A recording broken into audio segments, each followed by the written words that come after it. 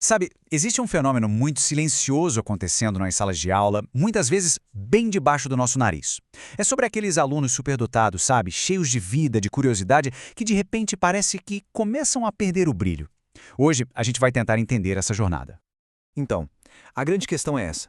Imagine só um estudante que sempre foi curioso, que perguntava tudo, que era super entusiasmado.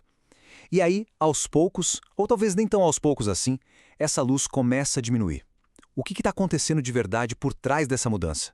E o ponto-chave é que esse apagar acontece por dentro. É um processo bem sutil, quase imperceptível para quem só olha o sucesso escolar pelo boletim ou pela participação na aula. Às vezes as notas até continuam boas por um tempo, mas o engajamento, a paixão por aprender, isso já foi embora. E aí, quando o desempenho finalmente cai, os rótulos aparecem na hora. Como a gente vê aqui, o que parece desinteresse, na verdade, é esgotamento. O que é chamado de preguiça, na realidade, é um tédio profundo. E a tal da desmotivação, no fundo, esconde uma baita crise de falta de sentido. Ok, vamos aprofundar um pouco. A primeira coisa, e a mais importante para entender, é que o problema aqui não tem nada a ver com falta de habilidade ou de inteligência. Muito pelo contrário. O que está acontecendo é outra coisa, bem diferente. E tem um nome para isso, underachievement. Significa exatamente o que parece. É quando o desempenho de um estudante fica o tempo todo abaixo do potencial que ele realmente tem. E a chave é a seguinte: não é uma questão de não conseguir fazer, mas sim de uma série de outras razões bem mais complexas. Isso vai piorando com o tempo, né? Nos primeiros anos, a curiosidade é o motor de tudo.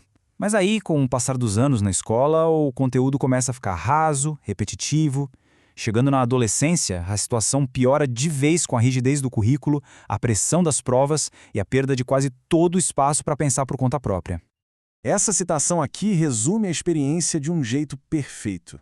É um grito de chega, uma reação física e mental há anos tendo que se encaixar onde não cabe, fingir que se interessa por algo que não acrescenta nada e repetir aquilo que já foi aprendido há muito, muito tempo. Agora, vamos dar uma olhada no impacto que isso tem no mundo interior desses estudantes, porque o que a gente vê por fora é só a pontinha do iceberg. O resultado é algo que a gente poderia chamar de depressão cognitiva. Eles simplesmente param de tentar. E aqui vem o mais curioso. Isso não acontece porque eles não se importam. Acontece exatamente porque eles se importam demais. Tanto que, sem ter para onde direcionar toda essa curiosidade, a energia simplesmente acaba. Então, toda aquela apatia, aquela oposição ou o isolamento que a gente percebe, na verdade são um reflexo do conflito entre quem a pessoa é de verdade e o que a escola permite que ela mostre. A mente continua a 1000 por hora, mas o coração vai se calando. E essa frase ilustra a questão de forma brilhante. Não se trata de um fracasso pessoal. De jeito nenhum. É um pedido de socorro. É o grito de alguém com potencial imenso, mas que se sente preso pelo tédio e por exigências que não fazem o menor sentido.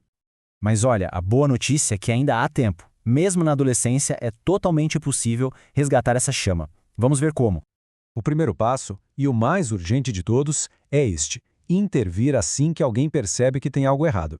E esse alguém pode ser um professor, um orientador, um familiar, qualquer pessoa que esteja disposta a olhar além dos rótulos e simplesmente ouvir, sem julgar. E a solução, ela vai muito além de umas adaptações no currículo. A necessidade é bem mais profunda. Eles precisam de um porquê para aprender. Precisam de desafios de verdade, não de repetição. Precisam de um vínculo com educadores que os enxerguem de fato.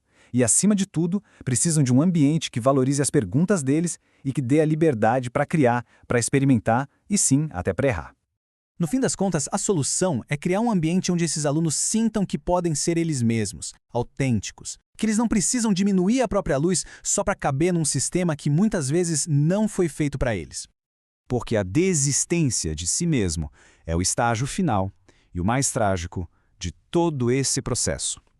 Então a questão que fica para todos nós, educadores, pais, sociedade, é: como é que a gente pode aprender a ouvir esse grito antes que ele se transforme em silêncio de vez?